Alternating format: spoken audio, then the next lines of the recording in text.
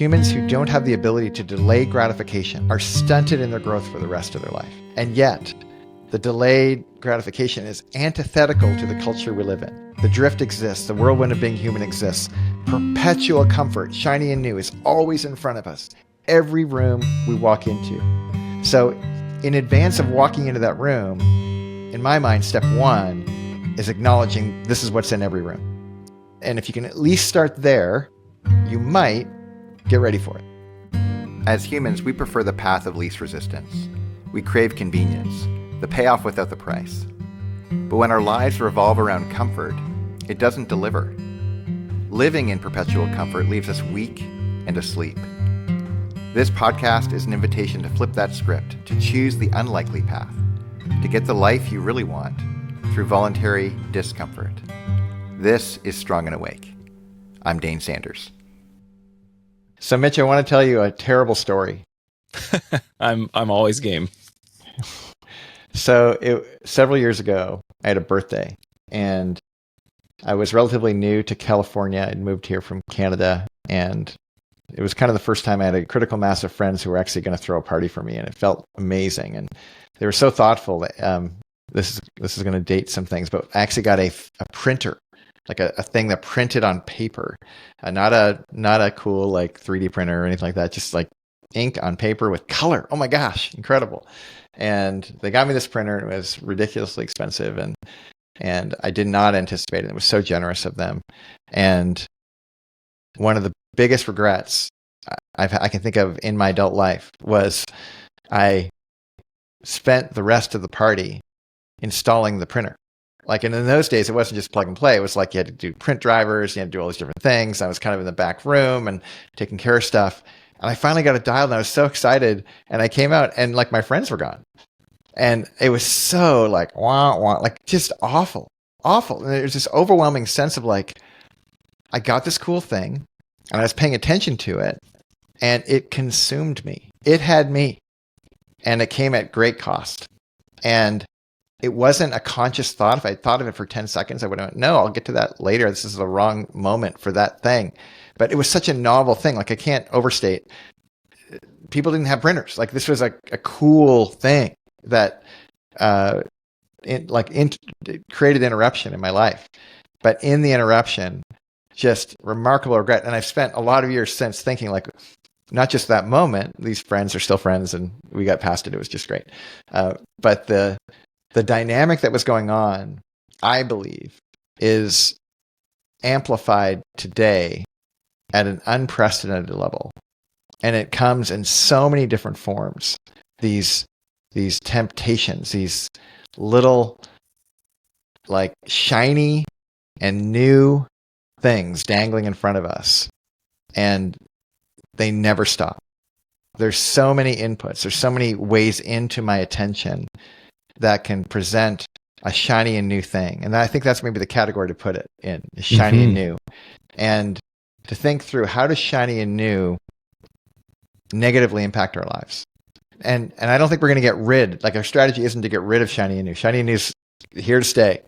But if indeed they're everywhere all the time, what do we do? I would like to talk about that today. I would love to talk about that. And for the record, shiny and new has been happening since long before printers were invented, long before Dane's great journey to California. I mean, this has been something that's plaguing us. I mean, there's myths written about it, siren calls and strapping yourselves to the mast. I mean, this has been a human problem and opportunity. So I'd love to dig into that today. So we've got the shiny and new. So let's talk about different categories of this, because obviously you received a gift in your story, you get an Amazon package at the door, you rush out there and everything stops. You need to open this and, I had a plan for my day. I had a plan for my day, but the thing arrives and all of a sudden it jumps to the front of the list. Whatever shiny and new has this dynamic of like, I didn't have a plan for this, but now it's here. Exactly right. And it can come in the form of an email in the morning. You wake up, you have a great plan for your morning, but an email comes in, maybe it's from your boss or a client. There goes the morning, because shiny and new, because even emails with complaints in them can be shiny and new. It's Totally. anything that draws our attention away from what we said we were going to do. That's what shiny and new is. That's what shiny and new is. So let's keep going. Like, what are some other examples that are in your world, Mitch? Ooh, well, I find that things, maybe this is getting too far ahead of ourselves, but I can, like you said, even things that are interruptions, even things that are, a different category of uncomfortable, like might jump to the top of the list because it's the lesser of two evils. Or I'd rather open up my email and see if there's any urgent tasks that I need to tackle besides doing the most important thing of, sitting down and writing or tackling this bigger project that is more important, but I just don't want to do right now. So I can often elevate less important things because it's at least more comfortable than the thing that I want to deal with. And is that like a path of least resistance thing? Like, gosh, that path looks very difficult. This path looks more accessible. I'm just going to go that road. Yeah. And I think it could be the actual ease of the task itself in some category, mentally, physically, whatever. Or it could be, I don't want to suffer through this discomfort, but I still want to have some kind of feeling or excuse of reward, or like I accomplished something. I checked the box. It's productive procrastination.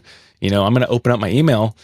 I'm going to dedicate, 30 minutes of work time to responding to these emails, even though it's not the most important work. So I think that's one category of these bright and shiny things. There's 1,000 other notifications and things we're getting pinged by, but that's one thing. But then also, like, we can seek them. That's another. What other categories come to mind for you as far as kind of bright and shiny, or these things that are competing for our attention? I love your connection to certain feelings. Like, for example, I love the feeling of productivity. I love feeling productive. And I don't know what that feeling is. I don't know. It's maybe dopamine hits, or it's a sense of like box checking or whatever it is, but it just feels good.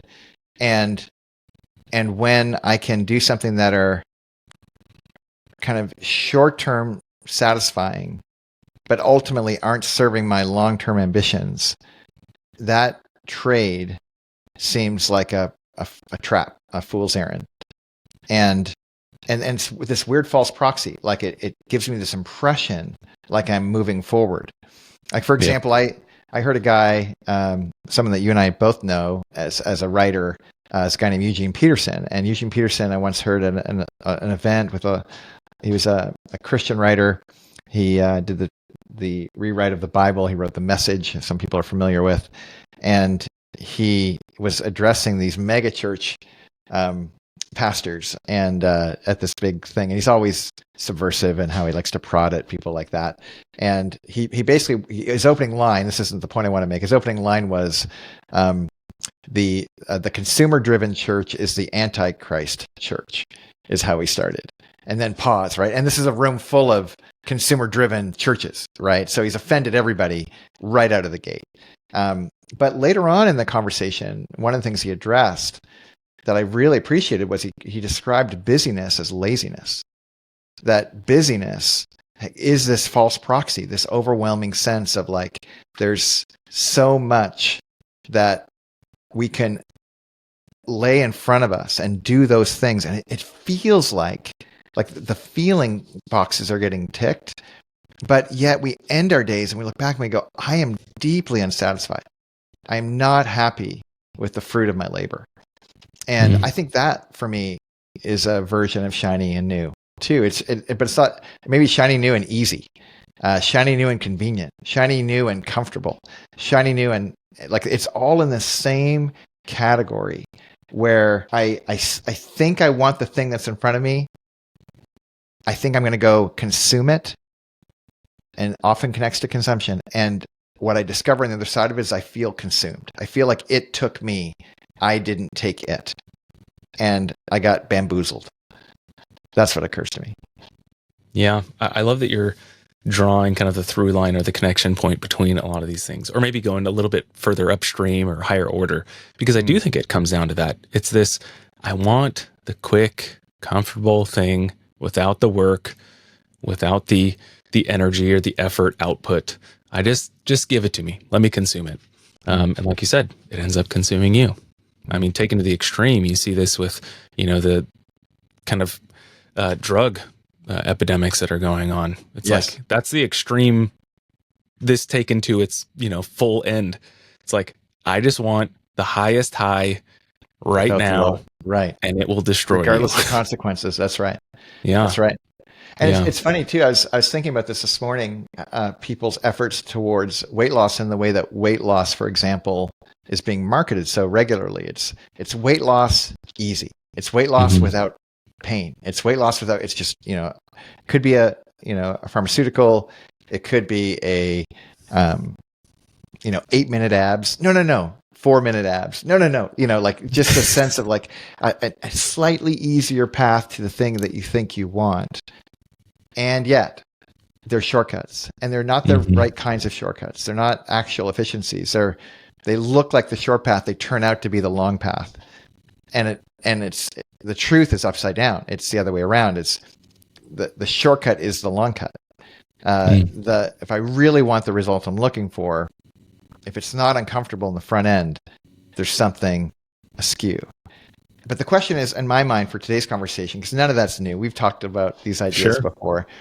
But I am interested in talking in a little bit more detail around what are the signals, even the feeling signals, that we should be looking for when it comes to voluntary discomfort, when it comes to choosing the long way, the way that will satisfy. When we have intention, like picture the night before, you've made your list for what you're going to do in the morning, before the shiny new comes. What are the signals you're looking for in advance of the morning? You're going to wake up and you know what's coming. You should anticipate. I love Marcus Aurelius in his meditations when he describes, like, when you wake up in the morning, you're going to come across, and this is a paraphrase and a bad one, but you're going to come across people who are nasty and mischievous and nefarious, and they're going to be petty and they're going to double cross, and sometimes it'll be intentional and sometimes it won't. But why be surprised? Like, this is what you're going to wake up to every single morning. And as an analogy, I want to say that is like the first starting point. We have to acknowledge, if we're going to look for signals to tell us we're going into something, the first is to get our mind straight of, like, this is the nature of the world we live in. The drift exists. The whirlwind of being human exists. Perpetual comfort, shiny and new, is always in front of us. Every room we walk into. So in advance of walking into that room, in my mind, step one is acknowledging this is what's in every room. And if you can at least start there, you might get ready for it. Maybe. So, you order something on Amazon, just know when it comes in the mail, you're going to want to stop what you're doing and pay attention to that thing. Some of you, depending on your temptations of choice. But in that anticipation, so we know the room is what we're walking into. The second step is like, okay, it arrives. How do we get in front of the arrival? How do we kind of gird our loins or prep for that moment? And even have a place, and like set your environment in such a way where you have a place to put the shiny and new, or to set it aside for the right moment, not the wrong moment. If I could go back in time to that silly birthday party, if I could only have, if they had wrapped the present and I didn't open it, and we just like put it in the corner, and I would have tended to it later, I wouldn't have been so naive to what the draw that it was going to pull. And then I could have had my cake and eat it too, metaphorically. I could have actually been with my friends and had the thing in the right moment. But this sense of delayed gratification, intentionally anticipating the lure, the shiny of new, of get it now, get it quick, get it easy, get it convenient. That is what's coming. And to decide up front, that is what I'm going to shun. That is what I'm pushing away, putting it into its proper place, so that I can be after the thing that will really give me what I'm looking for. Yeah. So, I mean, we're already starting to dip into some of the like solutions, some of the benefits, some of the outcomes. Going back to the signals, I mean, aside from like just acknowledging that this is a reality, anticipating, knowing oneself, knowing the realities of this world, that's one thing. But what are other signals or triggers or things that we could pay attention to? Like, I want to kind of zero in on that, because that's kind of where it starts. Like, aside from just acknowledging that these are the realities, like in those moments. Yeah. Well, yeah, I mean, the feeling that I don't know how you would describe it, Mitch, but the feeling that I have when I go into those moments is a surge, and it's probably biological. It's this something is a craving, a deep need. Like I think of folks who are in active recovery, they from addiction, they have this sense of like remarkable pull toward a thing. That is the feeling, however that manifests in your life, that you should anticipate. And it comes at, you don't have to be addicted to fentanyl or alcohol to know what we're talking about here. This is true for all humans. We're all on the spectrum of that draw. I love how Russell Brand talks about this in his book around recovery. And is it Russell Brand? Is that his name? The funny guy who turned into the political guy? Yeah. Long hair. Yeah, that's the guy. Typical white Jesus looking guy. Yeah, that's the guy. That's the guy. But his book on recovery talks about this sense of like, we're all in it. We're all in the spectrum of addiction. And what he's pointing to is that, again, this draw. And so this isn't, certain people have to wrestle with it, but the signal you're looking for is when that surge happens, you need to be on the ready to apply the antidote to the surge. And this is where the plans, the environment, the anticipation, they are part of the ingredients on how to deal. But the spark that, like, it's game on, is the surge. And when the surge is sent and you're experiencing it, if you didn't preload what you're going to do in response, good luck. It'll probably have you.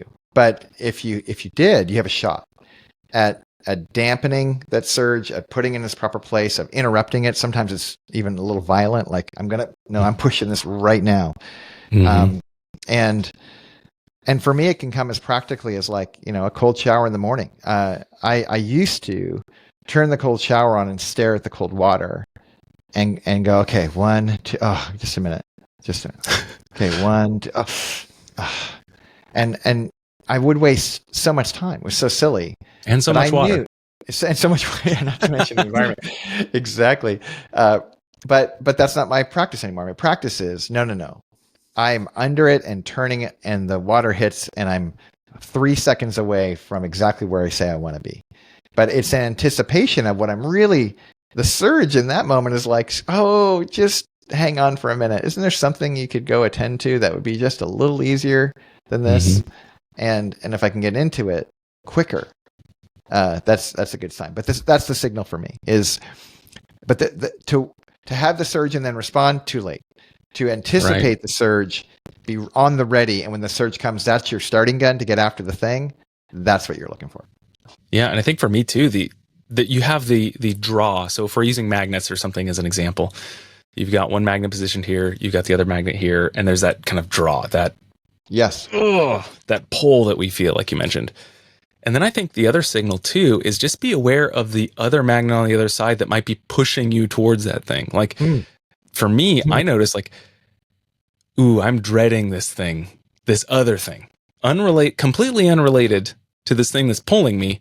Well, I'm dreading and kind of being our language, because I love what you're saying. So let's put it in the categories of hard and easy. The going to the easy thing, the immediate gratification, in contrast with the hard thing, which is what you actually want to have done.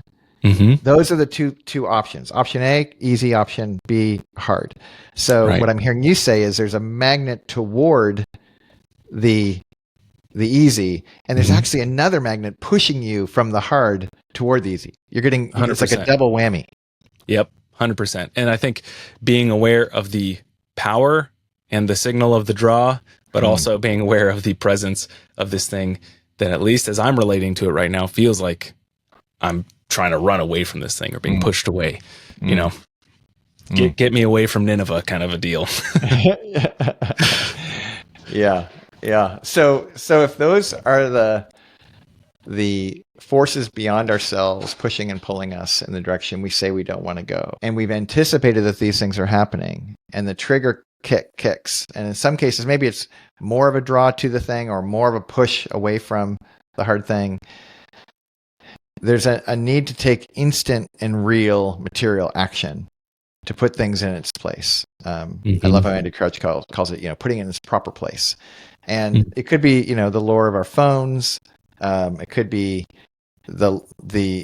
all the things that we described in the front end of the show. But in that moment, decisive action is required, distinct from like mental assent. Like, I know I should do this. Yeah. No, it's get into the thing right away, and maybe even rev up for it. Like, have a running start. We can turn off all the notifications, all those kinds of things that we want. But if we don't have some sense of momentum in the direction we said we want, it's just tough. There's forces beyond us that are pulling us in real ways. Absolutely. Yeah. Yeah, you can. I like that distinction because there's important kind of acknowledgement and head knowledge and prep work that one can do to set themselves up for the likelihood of success. But you can Eisenhower matrix the crap out of anything, and you're still. That's right. It doesn't matter. Sorry, what did you ask? Well, you said the Eisenhower matrix, and not everyone who's listening knows what that is. So sure. You got it's like classic, 4 quadrants of urgent. What is it? Urgent, important. Urgent, not urgent. Important, not important. Yes, and then the intersects of each of those. Right. Well, very quickly, if something is not important, you shouldn't be paying attention to it. Or so you should be. If it's not important, like, just remove it. But oftentimes we have things that feel urgent, but actually aren't important, not helpful. If they're, of course, not urgent and not important, nope, whatever. That's just a waste of time. But then there's like, it's in that important but not urgent thing often that we get drawn to. But to your point, all of that cognitive gymnastics to put it in the right matrix or box doesn't matter a lick if you don't get your body involved in a visceral way in the direction of the hard thing and away from the easy thing. Or, as I like to quote M. Scott Peck a lot, the psychiatrist who wrote The Road Less Traveled and People Lie, in all of his practices, what he kept discovering over and over again is, from a developmental perspective, humans who don't have the ability to delay gratification are stunted in their growth for the rest of their life. It's a fundamental developmental kind of thing they need to get over if they want to have success in their existence, is to learn how to delay gratification. And yet, the delayed gratification is antithetical to the culture we live in. Everything in our culture, look at the marketing, whatever you're paying attention to from a marketing perspective, all of it is saying, no, don't delay gratification. You deserve it. Have the thing. Take it on. Enjoy the easy way. And all of it will result in this sense of regret. And like, that wasn't really what I wanted. And it's interesting. The last thing I want to just point to in this conversation is, not only is it difficult from a cognitive perspective, like if we just think like I get my thinking right, that's going to take care of it, and I don't involve my body. But the other part of it is, when I do it alone, it's particularly difficult. Like if I don't have a Mitch in my life to talk about these things, I'm really prone to like not set my life up in such a way that I give myself the shot that I'm really looking for, where I can actually go after the hard thing. And there's a lot of Mitches in my life. In fact, most of the people in my life, especially in our community, who I check in with every single day, are people that have similar ambitions. We all want to do the hard choice to get the easy life, not the easy choice to make the hard life, to quote Jersey. And yet, even then it's difficult. But to do it solo strikes me as like just torturous. Unnecessary difficulty. Yes. Yeah. And it's not the kind of, and quickly, just to spend a little bit more time on this kind of community aspect or relating with another person aspect, it's not because, you and I checking in, like, you're not making me do anything.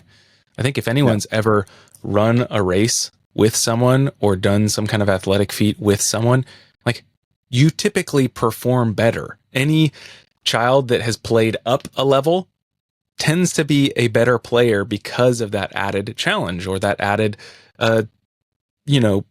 growth that comes with doing it with others and doing it with others that are pursuing it at a certain level. So I think like that's just one thing I wanted to speak on is like, well, yeah. And there's a couple things that you're talking about, I think there. One is having people who are comrades, people at your side, doing the thing. And also when there's some sense of like measurement or scoreboard of some sort can also help when you're tracking, whether you're doing the thing or not. That'll also help raise the stakes and your kind of engagement level with it. But in both instances, what we're still talking about is an individual finding mechanisms by which they can be more engaged as an individual, but leveraging a collective is a really resourceful way to do that. An organized group of people who have similar intent and are after the same sorts of things. You surround yourself with those kinds of people, and they're all together trying to choose the hard thing, even though they're all individual choices, is remarkably resourceful. It's a smart thing to do. And that's why we organize the way we do. That's why, all groups do. And yet, even folks who are part of those groups, it's amazing to me how they often, I know I can experience this, people in our community experience this, they look for little nooks and crannies to go hide. They don't take full advantage of the community. But again, if your whole life is like on your own, oh my gosh, you will be your own accomplice in the wrong direction. Yeah. Yeah. I do want to spend some time talking about some of these like practical action oriented things that we can do as an antidote or as a active kind of push against this kind of bright and shiny draw. We talked a little bit about, putting things in place, like whatever, turning on do not disturb, putting something in airplane mode, not opening the gift until after, having a designated place and a trusted time when you're going to do that thing. We talked about community. What are other things in this category? Again, it takes action, and we're going to unpack that a little bit more, but like, what are some of these other things that we can do to kind of set ourselves up or give ourselves that best chance? Yeah. I think the first is to have an accurate view of the nature of the world. And we've talked about this a little today and beyond today when we talk about things like the nature of the drift or the whirlwind of being human or perpetual comfort being around us, or the truth that every room we walk into has things that are shiny and new. If you don't start with that perspective, for example, if you have a different perspective, say that, oh no, it's like we don't live in a world where energy is dissipating or bad things are going to happen. Like, and even when I say that out loud, it sounds almost comical, but people live as though that's the case, right? They make short-term decisions like there aren't long-term consequences all the time. And it's because we don't experience our future selves as present self. It's almost like it's a different person. So as a result, we can trick ourselves into worldviews that are just incorrect. So I think it starts with having an accurate worldview of the nature of ourselves and how we are, the world we're in, and what's perpetually coming. Being clear on that and reminding ourselves over and over again, like, this is actually the world we live in. I think the second that can be very helpful is to really consider your environment, setting up your environment in such a way that it's in sync with what your commitments are. So if you're aware of the shiny and new things, don't put them out in front of you in advance of your day. Hide them. Put them in a time release like lockbox that only unlock once you've done the hard thing. All of those kinds of efforts are smart. How you set up your life, how you set up things like notifications. All of those are environmental decisions, but the environment is insufficient because shiny and new, they're very clever. They will find their way into rooms even when you lock those things out. And if you're an accomplice to the shiny and new, you don't have the right worldview relative to the environment, you'll very quickly find yourself in a tough spot.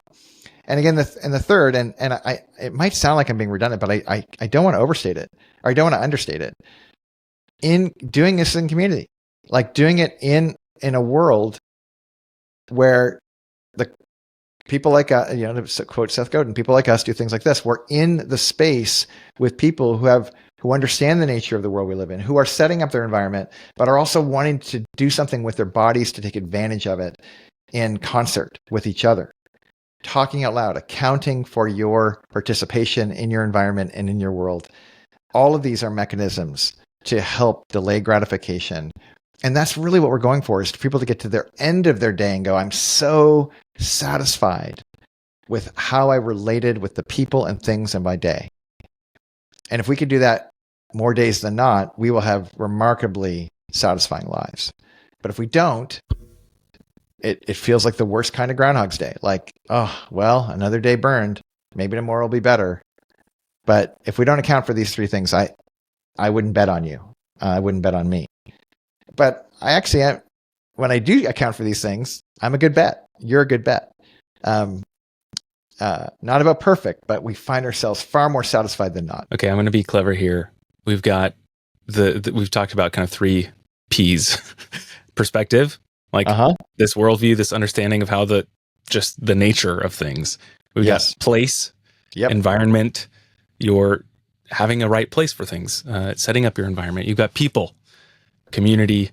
I think there's 2 other P's though, and that is keep going, practice and patience. Yeah, let's talk about both. Let's do it. Yeah. So I love that you're pointing out both of these things. I really resist number 5 because it's so right. Well, so if we put it off long enough, we won't even have to address it. That's great. Like, just keep procrastinating. That's the other P. That's the 6th P. That's great. Yes. So practice. So what we mean by practice at Men and Women of Discomfort is basically you start with a minimal viable habit or 2 or 3 that you stack up against each other and you go, I'm going to be the kind of person who doesn't miss a day on these handful of things. For most people, that habit stack shows up like a routine, at least initially. And that routine is incredibly powerful. You hear about like morning rituals or morning routines, like win the morning, win the day, all these kinds of ideas. And those are very, very helpful. But as many have pointed out, routines on their own only are powerful when you control all the variables. If you don't anticipate the shiny and new coming in, like shiny and new come in all the time and ruin a great routine. That's really the theme of our conversation today. So at some point, what we want to do is graduate from just routines to a practice. And the practice in our world is the immovable object, the context within which we do our lives. It's the scaffolding that we hang the details of our life on. It is informed by our worldview or our perspective. It is informed by, what was the second P around environment? Place, like the places we walk into and how we set those up. And it is supported and challenged by the people who are in our lives. But the practice itself is exclusively mine, and it's custom to how I'm wired, the season I'm in. There's a sense of flexibility with it so that if something does interrupt it, I can still get back to it. But ultimately, I become the kind of person who doesn't miss a single day of my practice. And at the beginning, that practice can be modest, a handful of habits. But over time, and when I say over time, I mean like not days and weeks, but like months and years, you can be pretty dependable in it becomes a trait to you, not just a moment. And you're kind of famous for those kinds of things. So that's what we help people create in their lives is a practice. And we go through the process of prescribing habits and then routines and then inviting people to really build out a practice from those experiences. And that our practice for me, I've said this many times, is probably the most important asset I have in my life. It's the framing of my every single day. And every 3 months, I kind of reassess it and kind of tweak it a little bit. But for the most part, it's pretty steady. And it's actually giving me the guides for who I'm becoming on a daily basis. And this is where it gets kind of fun. A practice, if you have an ideal, let's say you're not totally happy with who you are as a person, if you build a practice, you just engineer it in the direction of who you want to be. And you actually end up getting the reps that are required in order to become that person. So practices are magic. Every professional, any standout, anyone that you look at who you hold in high esteem, if you look under the curtain, they probably are practitioners. They are excellent at the thing because they become the thing through their habits, routines, and practice. So that's the P of practice. And then the patience, that relates very closely because oftentimes our practices are incredibly frustrating. We don't see the fruit instantly. It takes time. And an example of this comes to mind of one of my best friends, a guy named Drew Bray, a man of Discomfort, who also happens to be a world-class musician. And I remember coming to him one day and asking him, how can I learn how to play guitar. And he kind of smiled at me and he said, just don't miss a day for the next 20 years and you'll get it. Because what I was actually asking for was a shortcut to being good at playing the guitar. And he was saying, you develop a practice and get the reps in. And that is the long person's game. That is the game that actually gets us the satisfaction that we're really craving. And to make no mistake, you skip that part, all you have is a fantasy in your mind. That's all you have.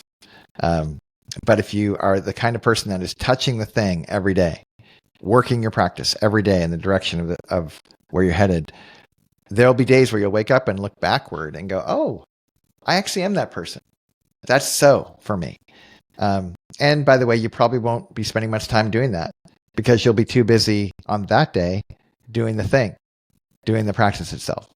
But just know patience is part of the equation. And I tend not to want to think about it because it takes so long. But to be fair, the other side of the equation is we can actually see significant gains quicker than we might guess. The amount of people who've gone through Men and Women of Discomfort who've lost like 20 to 50 pounds in 12 weeks, like 3 months of work, and then that weight is off them for the rest of their life, is because of the leveraging of their practice. You can make grand gains, but what we're talking about today is like, no, what if you could build an entire life in a certain direction? That is really an interesting kind of thought experiment. How do you want to build a life of flourishing, not just get a 3-month hit of losing some weight? And this is where the value of what we're doing, I think, is exponentially higher than just some short-term goal or project. Totally. Yeah. And the reason I wanted to kind of highlight patience as its own standalone bullet point, if you will, is because that is crucial. There's so many times where a lack of patience just becomes that great discouragement or something that becomes that kind of opposing magnet that does push me towards the easy or pushes me to throw up my hands and give up. But if you just persevere a little bit longer, just hang on, man, there's so many better, deeper comforts and rewards that come on the other side of that. There's so many metaphors to pull from, but I think one of the most helpful ones is to think about those like athletes who are engaged in endurance sports in particular. So I've had a chance to do a handful of longer runs on trails, and what I've discovered about really long runs is how my feelings in a moment can change so radically, like in a 10-minute window. I can get to a place of like, I just want to die. I can't move any further. It's over. I'm done. And yet, if I just don't quit, 10 minutes later, I actually have a totally different physiological experience. It's radically different. It almost reminds me of like that, again, a nod to Seth Godin. I heard him give this in a talk where he asked everybody to raise their hand as high as they could. And then he said, now raise it a little higher. And everyone in the room does. And you have that, and he goes like, why are you holding back? And I love that. Like we all have more in the tank. We all have more in us and can go just a little further if we're willing to persist, to stay in the thing, to be the person.